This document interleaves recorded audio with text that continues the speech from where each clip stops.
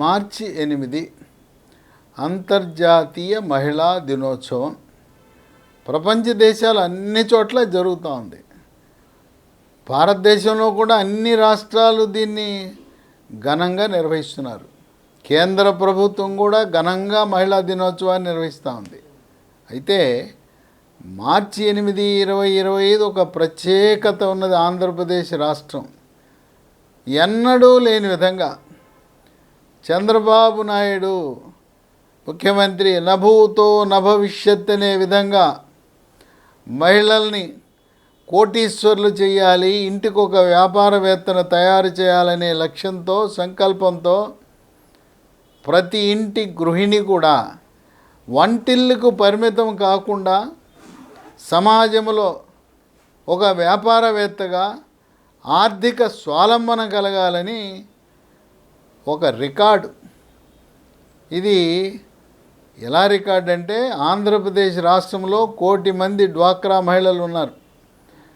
ఏ రాష్ట్రంలో కూడా ఇంతమంది లేరు. 1 కోటి మందిలో 11,50,000 మంది అంటే దాదాపు 11.5% డ్వాక్రా మహిళలకు లబ్ధి పొందేలా 4,000 కోట్ల రూపాయలు వెచ్చించి ఈ మహిళా దినోత్సవం రోజు 20 ప్రత్యేక పథకాలను మహిళల కోసం ప్రవేశపెట్టడం విశేషం.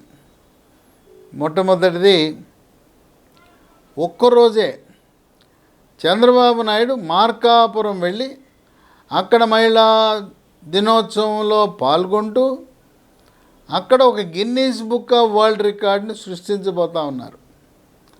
అక్కడ ఏంటంటే, ఒకే రోజు మార్చి 8న ఈ కామర్స్ ప్లాట్ఫామ్ మీద 5 కోట్ల రూపాయల ఆర్డర్ని మహిళా గ్రూపులు, స్వయం సహాయక బృందాలు బుక్ చేయటం. ఇంతవరకు ప్రపంచంలో ఒక్క రోజులో అన్ని ఆర్డర్లు రావటం అనేది విశేషం. ఇక 2, అరకు కాఫీని ప్రోత్సహించడానికి పెద్ద ఎత్తున బ్యాంకుల రుణ సహాయంతో తొలి దశలో ఒక 100 అరకు కాఫీ షాపులను, అరకు కాఫీ అవుట్లెట్లను ప్రారంభించి దశల వారీగా విస్తరించుతూ ఏ గ్రామానికి వెళ్ళినా, ఏ పట్టణానికి వెళ్ళినా అరకు కాఫీ పొడి లభించే విధంగా, అరకు కాఫీ తాగడానికి లభించే విధంగా ఏర్పాట్లు చంద్రబాబు నాయుడు చేస్తున్నారు. ఇక 3, సొంత ఊరిలోనే ఒక హోటల్ని నిర్వహించే సామర్థ్యం పెంపొందించటం. మహిళలకి హోటల్ మేనేజ్మెంట్లో శిక్షణ ఇవ్వడానికి గోటెస్ కేఫ్ అనే ఒక సంస్థతో, ప్రైవేట్ సంస్థతో ఒప్పందం కుదుర్చుకొని శిక్షణ ఇచ్చి ఒక 100 హోటళ్లను వారి సొంత గ్రామాలలో, సొంత పట్టణాల్లో నిర్వహించుకునే విధంగా ఈ పథకాన్ని ప్రారంభించడం జరిగింది.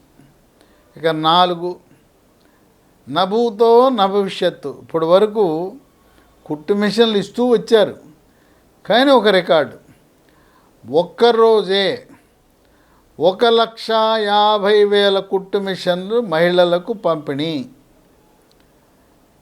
ఈ కుట్టు మిషన్లు ఇచ్చే ముందు 90 రోజులు ఉచిత కుట్టు మిషన్లపై శిక్షణ, ₹1 ఖర్చు లేదు. దీనికి 315 కోట్ల రూపాయల ఖర్చు.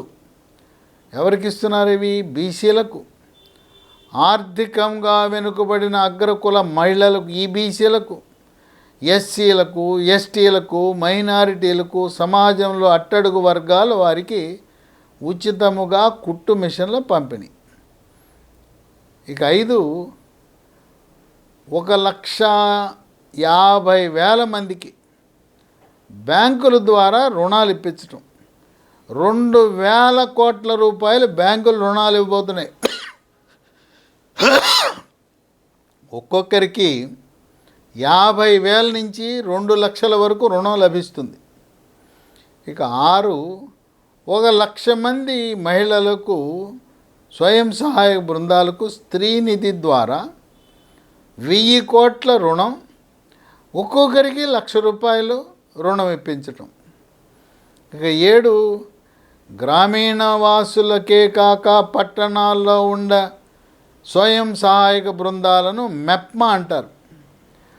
మెప్మా వాళ్ళకి పట్టణాల్లో 8,000 మందిని ఎంపిక చేసి దాంట్లో ఒక 30,000 మందికి 2 లక్షల రూపాయల వరకు 650 కోట్ల రూపాయలు రుణ సహాయం చేయటం. ఇక 8 చేతి వృత్తులను ప్రోత్సహించడానికి ప్రధానమంత్రి మోదీ ఇప్పటికే ప్రధానమంత్రి విశ్వకర్మ అనే పథకాన్ని ప్రారంభించారు. ఆ పథకం కింద 1000 మందిని ఎంపిక చేసి ఒక్కొక్కరికి ₹1,00,000 ఆర్థిక సహాయం. ఇక 9 ఒక 1000 మందిని ఎంపిక చేసి 500 మందికి ఎలక్ట్రిక్ బైకులు, 500 మందికి ఈ ఆటోలు. ఈ బైకు ఖరీదు 1,30,000, ఆటో ఖరీదు 4 లక్షలు. ఈ బైకులను ఆటోలను మహిళలే నడపాలి, రైడర్లు వీళ్ళే. ర్యాపిడో సంస్థతో ఒప్పందం కుదుర్చుకుని బైక్ మీద మహిళలు రైడర్లుగా ఉంటే మహిళలు ఆడపిల్లలు ఎక్కడానికి ఎంతో ఇష్టపడతారు, వాళ్ళకి భద్రతాపరంగా కూడా బాగుంటుంది. సరే, ఆడపిల్లలు మహిళలు రైడర్లుగా ఉంటే మగవారు ఎక్కడానికి ఏం అభ్యంతరం లేదు. అయితే మగవారు ఎక్కి పోకిరీ చేష్టలు చేస్తే మాత్రం పోలీసులు వాయిదిస్తారు. కనుక మహిళా రైడర్లు ఉన్నారు కదా అని ఆకతాయి పోకిరీలు ఏదైనా చర్యలకు పాల్పడితే అంతే సంగతులు. ఈ ఆటోల్లో ఈ మహిళలు నడిపే ఆటోలలో మహిళలు నడిపే ఈ ర్యాపిడో బైకులపై ఆడపిల్లలు మహిళలు సురక్షితంగా వాళ్ళు ప్రయాణం చేయడానికి అవకాశం ఉంది. దీనికోసం 1000 మందిని ఎంపిక చేయటం ఒక విశేషం. ఇక 10 ఇప్పటి వరకు సేవా రంగంలో పురుషులే ఉన్నారు. ఏ మహిళలు ఏం చేయలేరా? సేవలలోకి మేము సైతం అని చెప్పి ఒక 20,000 మందిని ప్రోత్సహించి ఇప్పటి వరకు మనం ఎలక్ట్రీషియన్లు, ప్లంబర్లు, కార్పెంటర్లు మగవారిని చూసాం, స్త్రీలు ఎక్కడా రాలా. ఒక 20,000 మందికి శిక్షణ ఇచ్చి మన గృహ అవసరాలకు వాళ్ళని వినియోగించుకోవటం. అట్లాగే గృహోపకరణాలు చెడిపోయినాయి, ఫ్రిడ్జ్ చెడిపోయింది, మిక్సీ చెడిపోయింది, అట్లాగే మైక్రోవేవ్ చెడిపోయింది. వాటిని రిపేర్ చేయటంలో శిక్షణ ఇచ్చి వాళ్లకు మహిళల యొక్క ఆదాయం, నెలసరి ఆదాయం 15,000 నుంచి 35,000 వరకు వచ్చే వరకు సేవా రంగంలో మహిళల్ని ప్రవేశపెట్టడం అనేది ఒక నూతన అధ్యాయం. ఇక 11 చేనేత సామాజిక వర్గం వారికి ఉచితముగా నూలు, ఒక 10,000 రూపాయల నూలు. ప్రయోగాత్మకంగా పైలట్గా 250 మందికి 10,000 రూపాయల నూలు ఉచితంగా ఇస్తే ఆ 10,000 నూలుతో 36 చీరలు నేయగలుగుతారు. 36 చీరలు తయారు చేస్తే వాళ్ళకి 36,000 వస్తాయి. ఇది ఉచితంగా ఇచ్చే నూలు కనుక ఆ 36,000 పెట్టుబడితో వాళ్ళ వ్యాపారాన్ని విస్తరించుకోవటం. ఇక 12 శక్తి యాప్. ఆ శక్తి యాప్లో మన సెల్ ఫోన్లో SOS బటన్ నొక్కితే వెంటనే పోలీసులు రంగప్రవేశం చేస్తారు.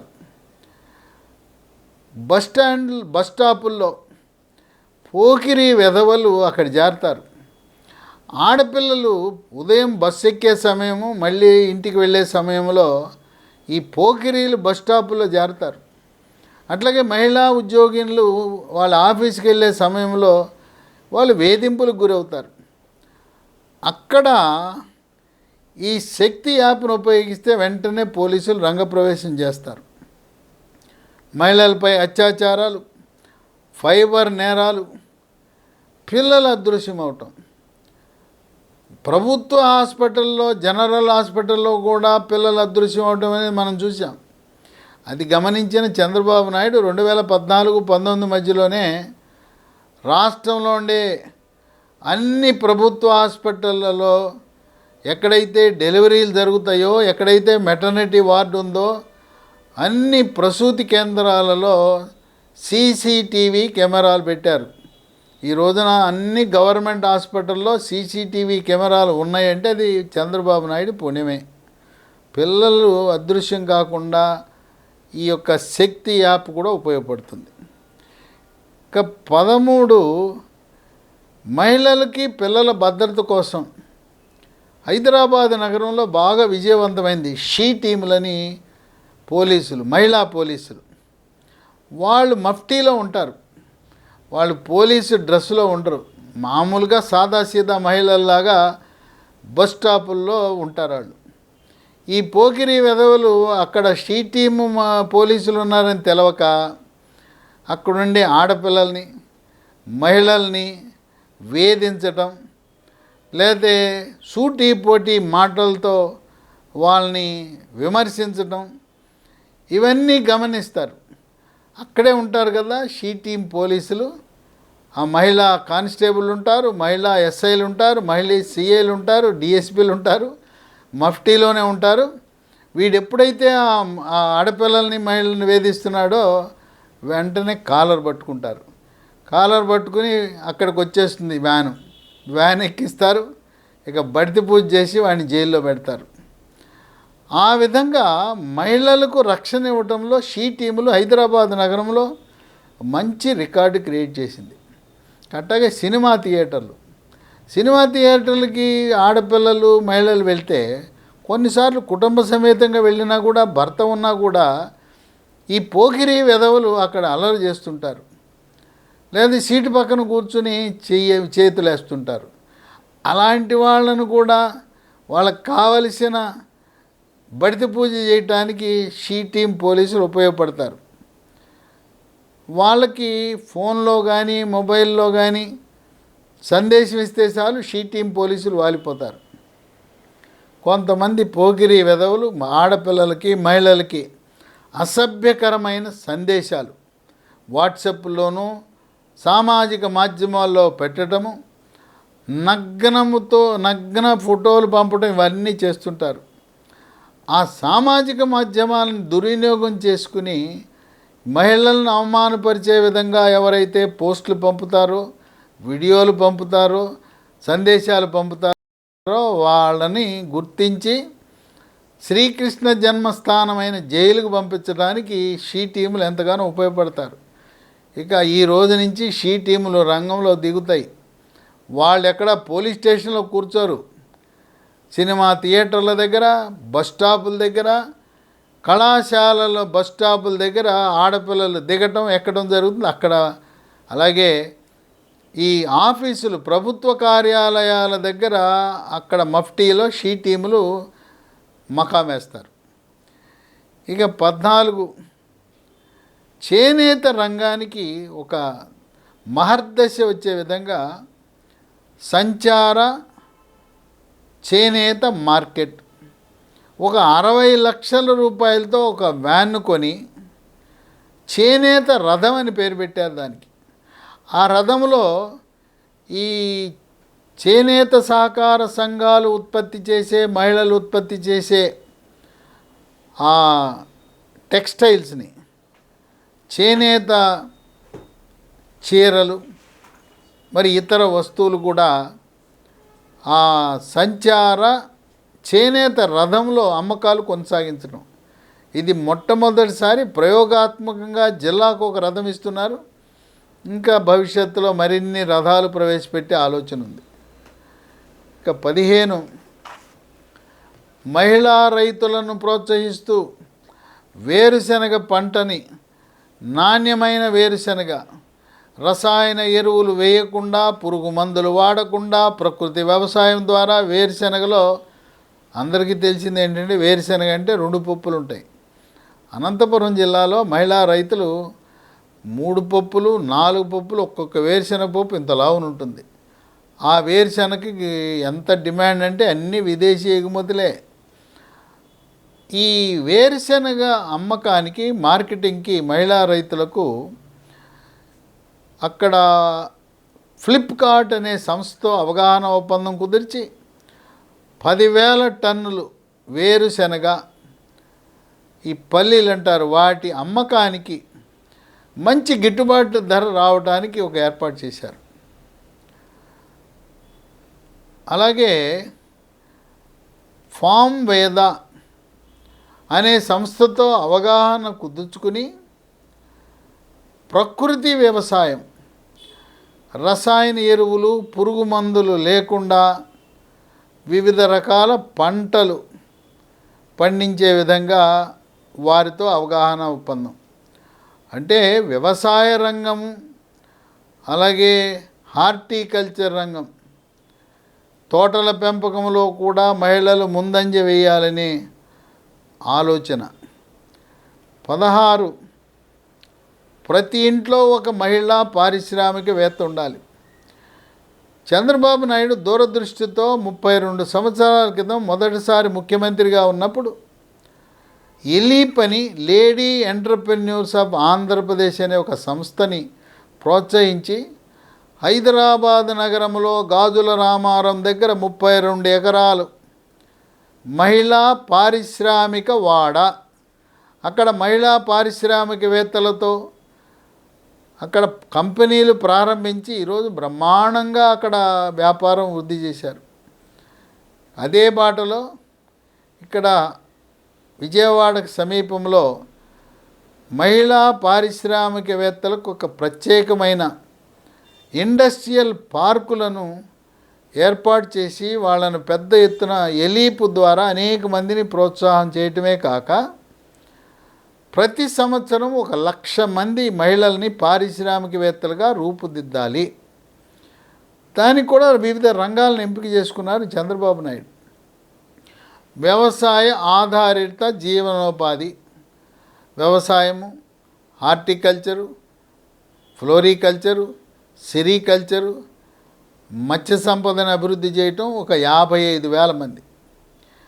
రెండోది తయారీ యూనిట్లలో 10,000 మంది, సేవా రంగంలో 15,000 మంది, వాణిజ్య వ్యాపార రంగంలో 20,000 మంది, ర్యాపిడో రైడర్లుగా మరో 10,000 మంది. ఈ విధంగా 1,00,000 మంది మగవాడితో సమానంగా ఇంకా ఎక్కువ సంపాదన చేయాలనే లక్ష్యంతో మహిళా వ్యాపారవేత్తలు, మహిళా పారిశ్రామికవేత్తలుగా మహిళల్ని సంవత్సరానికి 1,00,000 మందిని తీర్చిదిద్దటం అనేది ఆయన యొక్క ఆలోచన, ముఖ్యమంత్రి ఆలోచన. 17 స్వీయ రక్షణ. హాస్టల్లో ఉండే బాలికలకు, కాలేజీల్లో, స్కూళ్ళలో ఉండే బాలికలు స్వీయ రక్షణ. ఎవడైనా పోకిరి వాళ్ళ జోలికి వస్తే వాళ్లకు కరాటే లాంటి విద్యను నేర్పిస్తే ఆత్మరక్షణ చేసుకోవడంలో సిద్ధాస్తులై ఉంటారు ఆడపిల్లలు, మహిళలు. ఇలాంటి మన భారతీయ సాంప్రదాయము, మహిళలను గౌరవించే సాంప్రదాయం, కరాటే లాంటి విద్యలు నేర్పించి స్వీయ రక్షణలో తగు మెలకువలు నేర్పించటం. ఇది కూడా ప్రభుత్వ అధీనంలో జరుగుతుంది. 18 అంగన్వాడీ కార్యకర్తలకి ఎప్పటి నుంచో ఎదురు చూస్తున్నారు. దశాబ్దాల తరబడిగా అంగన్వాడీలు కోరుకునేది మాకు గ్రాట్యుటీ ఇవ్వండి, రిటైర్మెంట్ అయినాక మాకు కొంత డబ్బు ఇవ్వండి అని అడిగారు. అది సాకారం అయ్యేలా అంగన్వాడీ కార్యకర్తలకు 55,000 మందికి వాళ్ళు రిటైర్ అయ్యే సమయానికి 2,50,000, ఒక 50,000 మంది ఆయాలు, సహాయకులు, వాళ్ళకి 1,50,000 గ్రాట్యుటీ. అంటే రిటైర్మెంట్ అవ్వగానే వాళ్ళకి ఈ మొత్తం మామూలుగా సాధారణంగా గవర్నమెంట్ ఉద్యోగాలు రిటైర్ అయితే గ్రాట్యుటీ ఇస్తారు, వీళ్ళకి కూడా ఇస్తున్నారు. ఇక 19 ఆశాల గురించి ఎవడో పట్టించుకోలే, వాళ్ళకు కూడా గ్రాట్యుటీ ఇస్తున్నాడు చంద్రబాబు నాయుడు. గ్రాట్యుటీయే కాదు, మెటర్నిటీ లీవ్ అంటే గర్భం ధరించిన ఆశాలకు వెసులుబాటు. ఈ లబ్ధిదారులు ఆశాలు రాష్ట్రంలో 45,000 మంది ఉన్నారు. ఒక్కొక్కరికి రిటైర్మెంట్ సమయంలో 1,50,000 గ్రాట్యుటీగా వస్తుంది. 2 కాన్పులకు ఒక్కొక్క కాన్పుకి 3 నెలలు మెటర్నిటీ లీవ్, గర్భం ధరించినప్పుడు వాళ్ళకి 3 నెలలు సెలవు ఇచ్చి ఆ సెలవు దినాల్లో జీతం కూడా ఇవ్వటం జరుగుతుంది.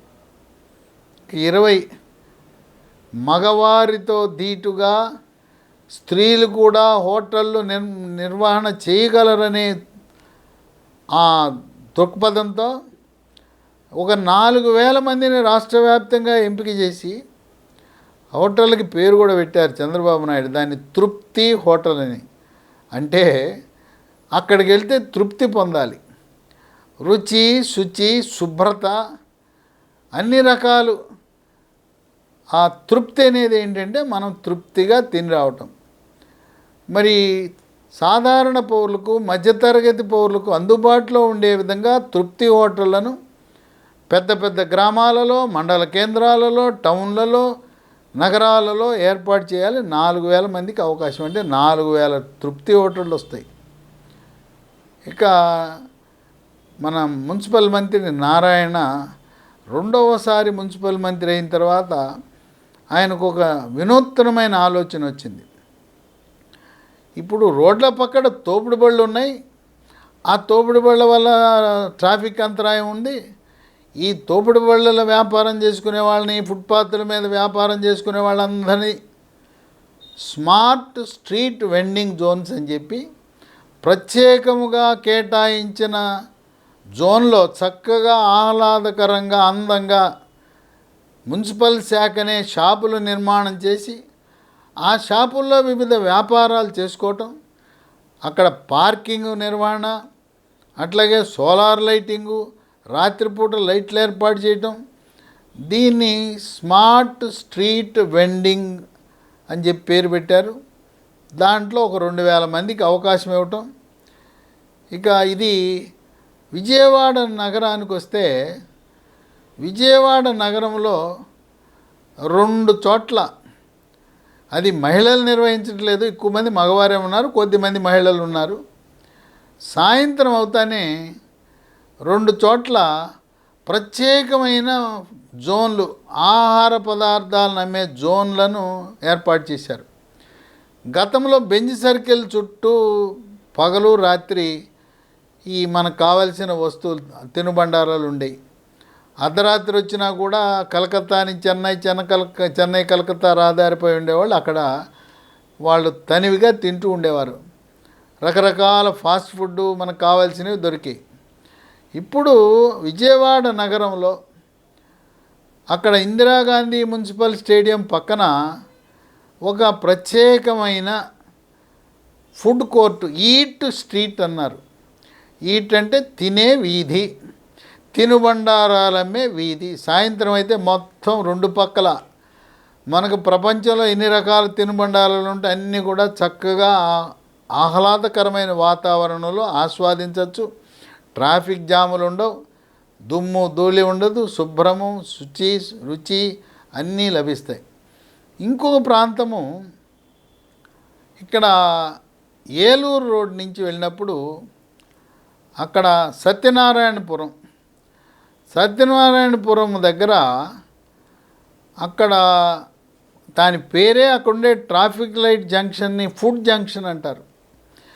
ఆ ఫుడ్ జంక్షన్ నుంచి దాదాపు 2 కిలోమీటర్ల దూరంలో అక్కడ ఇంతకుముందు రైల్వే ట్రాక్ ఉండేది. రైల్వే ట్రాక్ను తీసేసి రోడ్డు నిర్మాణం చేశారు. అక్కడ ఆ రోడ్డు మీద ఇరుపక్కల రోడ్డు ఉంది, మధ్యలో అక్కడ ఫుడ్ స్టాల్స్ ఎంత చూడముచ్చటగా ఉంటాయంటే, విజయవాడ వాసులు సాయంత్రం 6 తర్వాత ఇంట్లో వంట చేసుకోవాల్సిన అవసరం లేదు. ఒకరోజు ఈట్ స్ట్రీట్కో, రెండవ రోజు సత్యనారాయణపురంలో ఉండే ఫుడ్ జంక్షన్కి వెళ్తే అసలు కళ్ళు తిరిగిపోతాయి. వాళ్ళు తయారు చేసే వంటలు, విధానాలు, రుచి అవన్నీ చూస్తే తప్పకుండా విజయవాడలో ఉండేవారే కాక విజయవాడ వచ్చిన వాళ్ళు, సందర్శకులు, ఇతర జిల్లాల వాళ్ళు ఇందిరాగాంధీ మున్సిపల్ స్టేడియం పక్కన ఈట్ స్ట్రీటు, అట్లాగే ఏలూరు రోడ్ నుంచి వెళ్తే సత్యనారాయణపురం ఫుడ్ జంక్షన్లో ఒక్కసారి ఎటువంటి, పైగా ఇవన్నీ కూడా మధ్యతరగతి వారికి, దిగువ మధ్యతరగతి వారికి మన పర్సు ఖాళీ కాదు, అతి తక్కువ ధరతో సామాన్యులకు ఈ ఫుడ్ అందించడం, రకరకాల వంటకాలు వేడివేడిగా మన కళ్ళ ముందే చేసి మనకి అందించడం అనేది విశేషం.